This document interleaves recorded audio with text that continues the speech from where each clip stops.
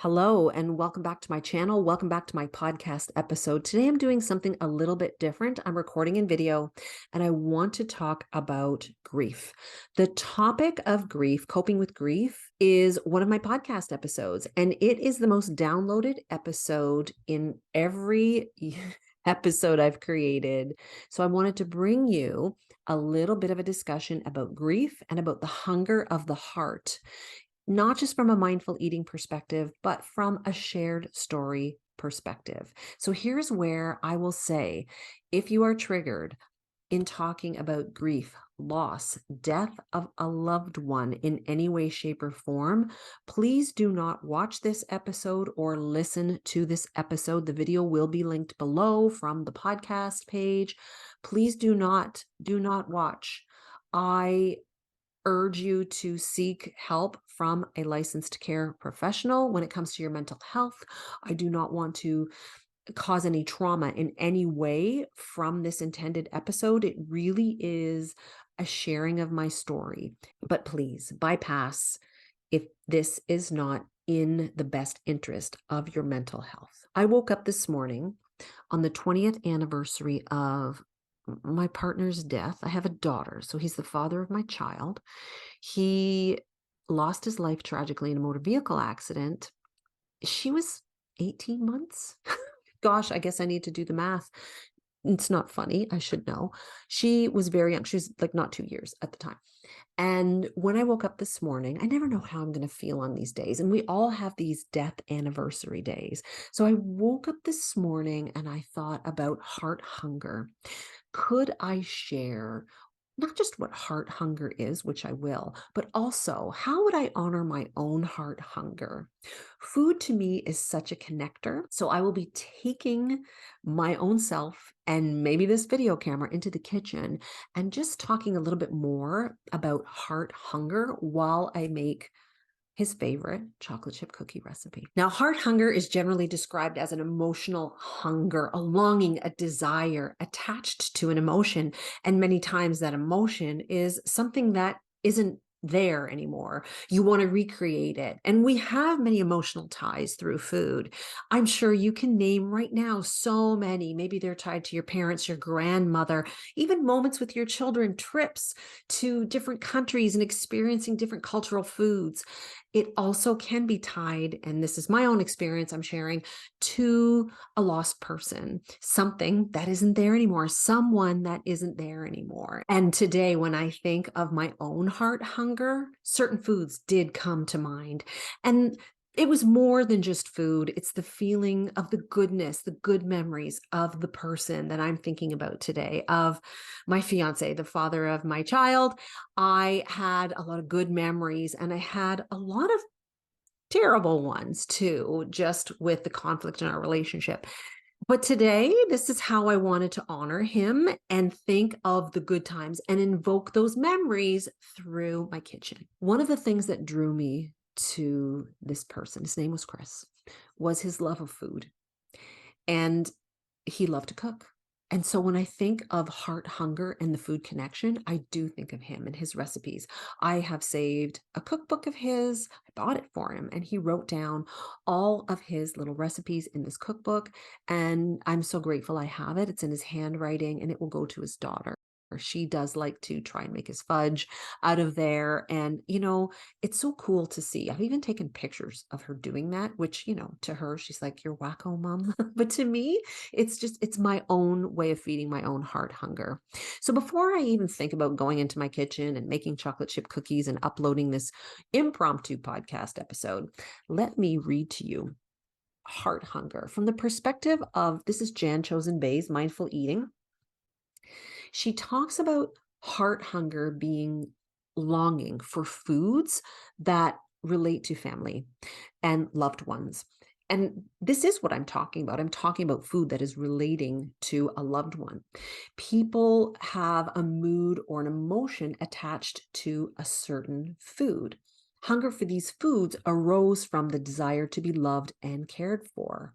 The memory of these special times infused these foods with warmth and happiness.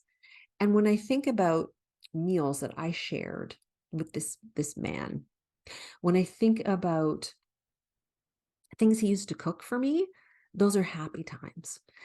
And I'm not sure how many of my friends listen to my podcast, but I didn't always have happy times, and they would be quick to remind me of that. I was in a relationship with an addicted individual. I come from a dysfunctional alcoholic home.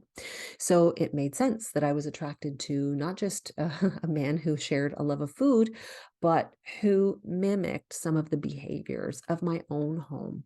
And in looking back, this is one of my big lessons for me. I look back and I can see how codependent my relationship was. And I can see how my role in creating a very tumultuous relationship too.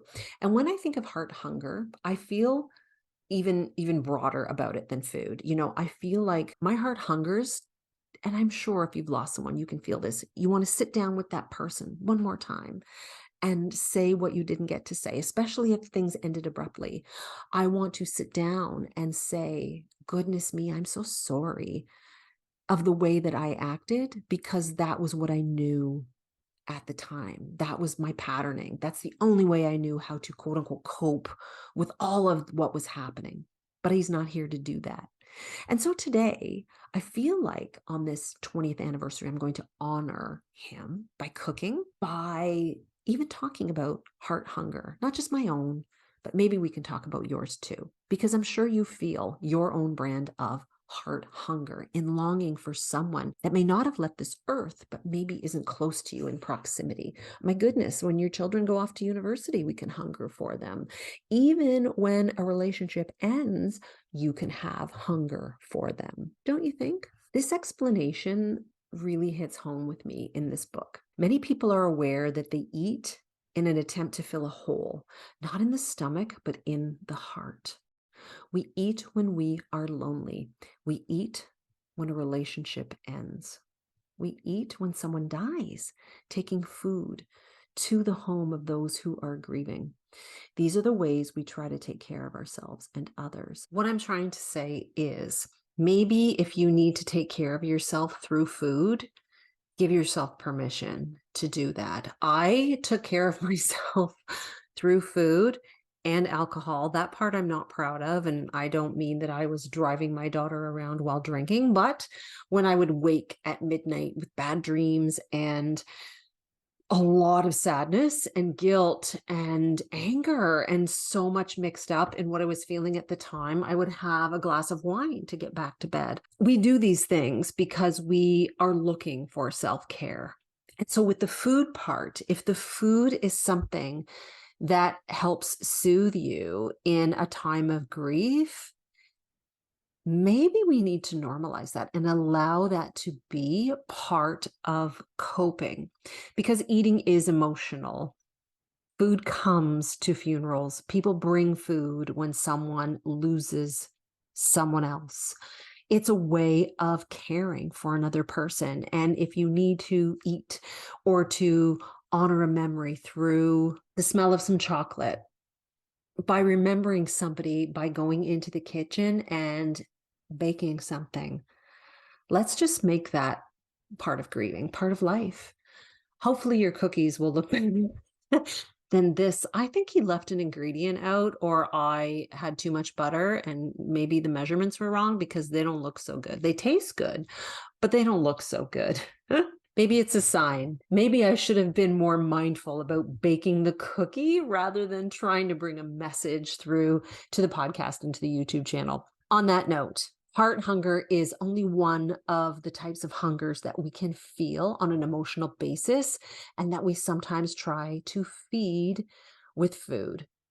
And if you are struggling with cravings, with emotions and heart hunger, you will come to realize that no amount of food can fill the hole that you might have in your heart, and that your heart can hold space for many other things, other people, like mine does. I have a new relationship. And I also watched This Is Us recently. And my gosh, the ending on that with Jack and Miguel, I'm not going to spoil it for you, but the whole thing with Rebecca and Jack and the train, and Miguel is there. Oh my gosh. ruined me. Where was I? If you find that you have an emotional hunger, if you find that it's heart hunger, you're longing for the past, you're longing for something, there's nothing wrong with that. Yes, it is great to bring yourself back to present, to bring perspective. But if you find that you need to grieve through food, like I did and still do at times, or to celebrate with food or process through food, I think we need to let all the negative chatter about that go, because eating is emotional and there's nothing wrong with us when we emotionally eat. And there's nothing wrong with you if you eat things that are in the name of emotions and joy and sadness and just desire for a different time, maybe hoping there would be a better time, but it never came. And allowing yourself to let go of the guilt of your cookie or whatever it is that you choose to get yourself through. This cookie actually looks pretty bad. It's not like an Instagram worthy cookie. This isn't even a bite. It's just stuck to like another cookie on the pan. And maybe he left out a key ingredient in that recipe. I might have to rework that. His always came out perfect. As I said on Facebook, life moves fast and our trains are chugging along. And I might need to go and watch the end of This Is Us one more time, because that also helps me process what has gone on in my life. And I'm not ashamed of that. I have my own story of a Jack and a Miguel. It's not a fairy tale, but it's life. You got to watch the show. And it's authentic and it is loving. And it can be messy. Both of them were messy. And I hope that when it is my time to go, if I've outlasted everybody and I will greet them at the end on my transition, that we'll all sit down together and we'll just say, thank you. Thank you for helping each other along in this life. Thank you for the lessons. And thank you for your chocolate chip cookie recipe. I hope this episode and this video was helpful. I'm just here going along through life like you are, not going to get it right. And that's what conversation is for. We learn from each other. So until we pick up this conversation again, have a great day. Until next time.